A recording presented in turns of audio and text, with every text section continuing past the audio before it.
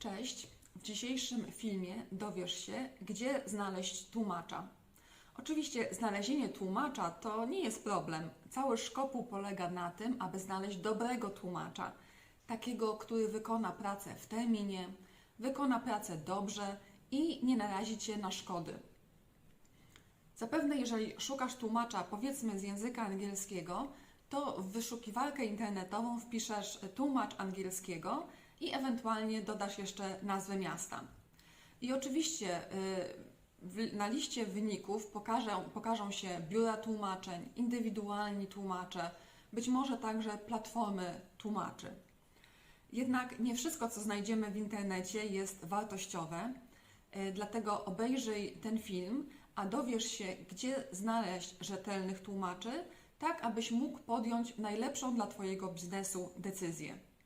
Zacznijmy od tego, że jeżeli szukasz tłumacza przysięgłego, to najlepiej abyś skorzystał z listy tłumaczy przysięgłych prowadzonej przez Ministerstwo Sprawiedliwości. Tłumacz przysięgły to osoba, która zdała państwowy egzamin i została wpisana na listę tłumaczy przysięgłych prowadzoną właśnie przez Ministerstwo Sprawiedliwości. W wyszukiwarce musisz wpisać co najmniej jeden element wyszukania, to znaczy na przykład tytuł naukowy, imię i nazwisko lub miasto lub język i pokaże Ci się lista osób wraz z danymi kontaktowymi. Możesz tą listę pobrać w formacie PDF. Link do tej listy tłumaczy przysięgłych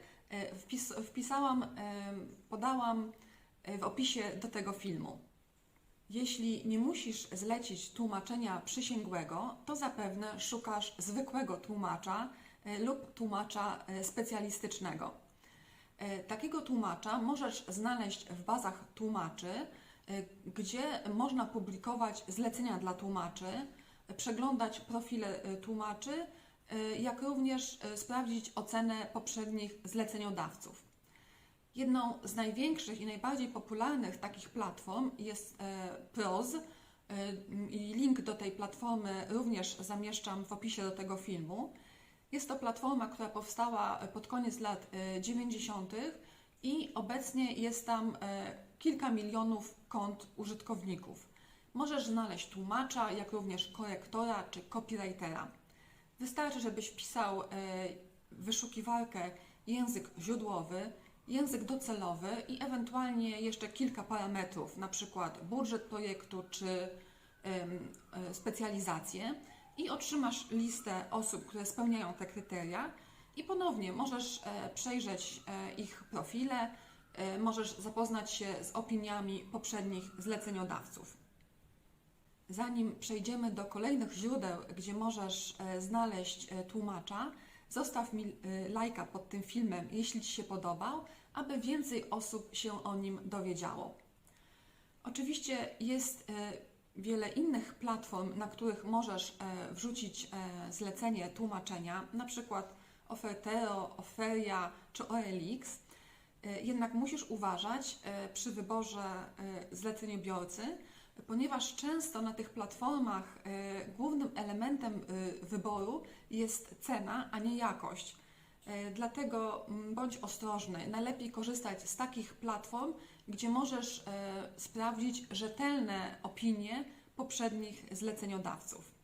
Kolejną opcją jest współpraca z biurem tłumaczeń. Jest to doskonały wybór, jeżeli projekt czy zlecenie jest bardziej kompleksowe, wymaga pracy więcej niż jednej osoby, na przykład dodatkowo korektora czy grafika lub w ogóle większej liczby tłumaczy.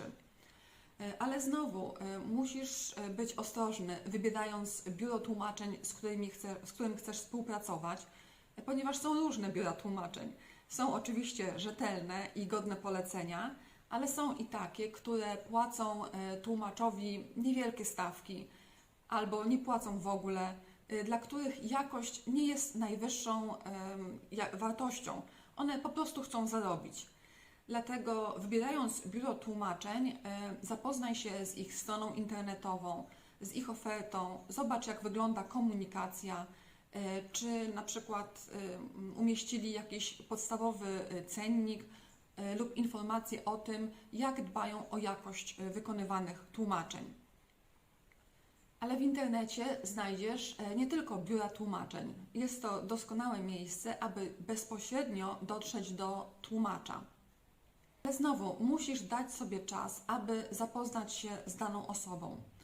Przykładowo na Facebooku są grupy tematyczne, gdzie możesz wrzucić pytanie dotyczące wykonania tłumaczenia i zainteresowane osoby będą się do Ciebie zgłaszać, ale ze swojego doświadczenia wiem, że profile tych osób często pozostawiają wiele do życzenia. Brakuje im merytorycznych informacji na temat doświadczenia czy specjalizacji. Osobiście polecałabym platformę LinkedIn, która jest platformą dla przedsiębiorców i freelancerów. Być może znasz tą platformę, być może nawet już na niej publikujesz. Jeżeli wiesz, że wcześniej czy później będziesz musiał zlecić tłumaczenie, dobrze jest zapoznać się z publikacjami dostępnych tłumaczy, aby poznać, jakie to są osoby, jak się komunikują, jakie wartości są dla nich ważne, jak opowiadają o swojej pracy. A wtedy będziesz miał większą pewność, że wybierzesz właściwą osobę do swojego zadania. Ciekawa jestem, czy już zlecałeś tłumaczenie, jakie są Twoje doświadczenia. Może masz jakieś pytania lub wątpliwości, na które mogłabym odpowiedzieć. Daj mi znać w komentarzu i koniecznie obejrzyj film o tym, jak sprawdzić jakość tłumaczenia. Link do tego filmu zamieszczę w prawym górnym rogu oraz w opisie do tego filmu.